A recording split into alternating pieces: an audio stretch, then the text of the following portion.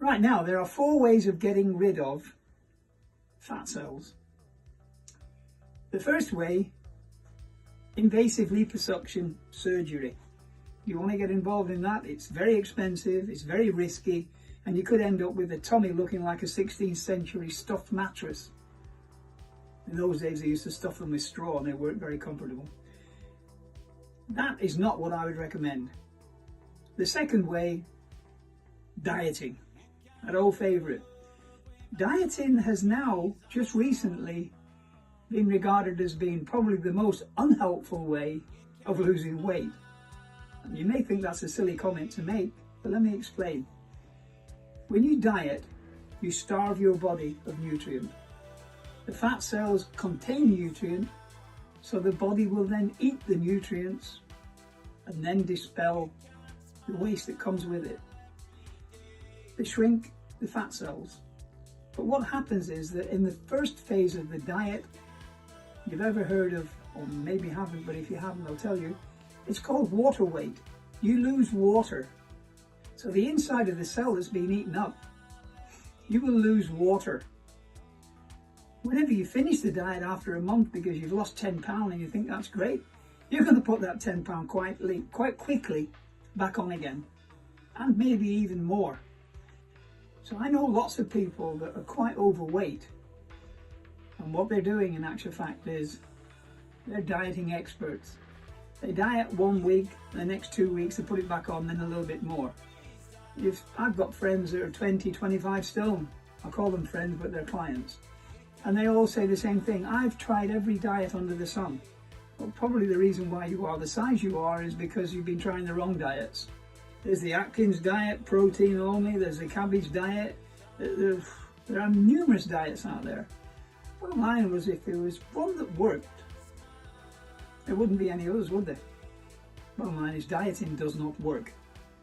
It contains too many anomalies. And ultimately, sad to say, some people are predisposed to be the size they are.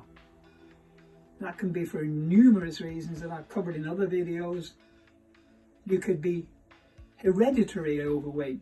Most people that are overweight have got big parents. Some people are chemically imbalanced, they're leptin resistant, so they don't know when to stop eating and they don't know when to start eating. That's a chemical imbalance. Some people have got diabetes. Some people have just basically got a different view of food.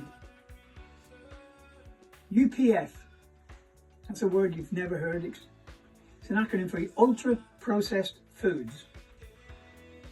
200 years ago, 3% of our foods were ultra processed or processed, mainly to keep them fresh. And there was very, very few people overweight.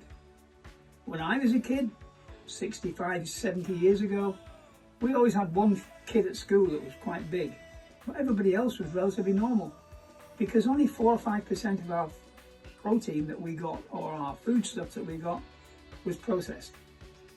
Nowadays, 80% of what we eat is processed. That's a big number.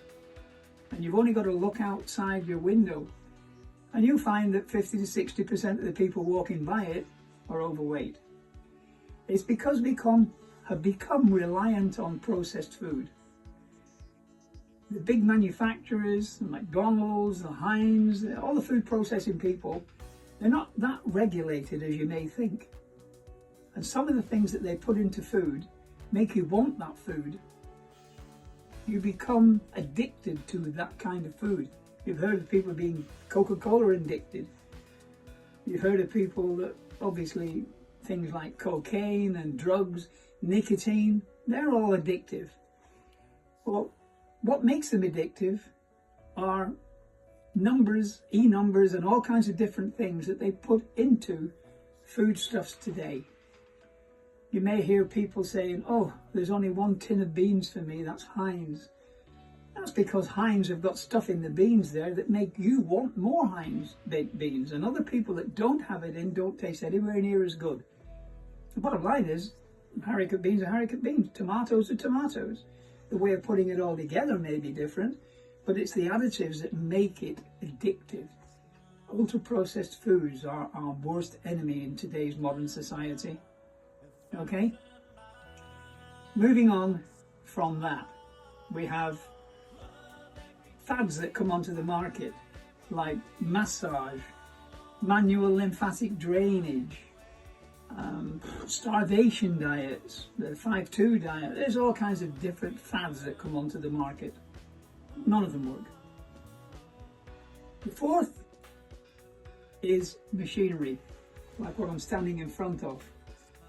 This machine here, which encompasses these suction puddles, is called a cryolipolysis machine. In America, it would be known as the body sculpting machine, and in the UK, we call it a fat freezer. This machine is a HIFU, high intensity focused ultrasound. It uses cartridges like this to burn fat away. How they work will be covered in another video, but this is what we do here. Painless, not as expensive as you might think, because I don't work like the Hardy Street people and the Hollywood people. Most of my work is governed to work for charity, and I'll explain why in another video.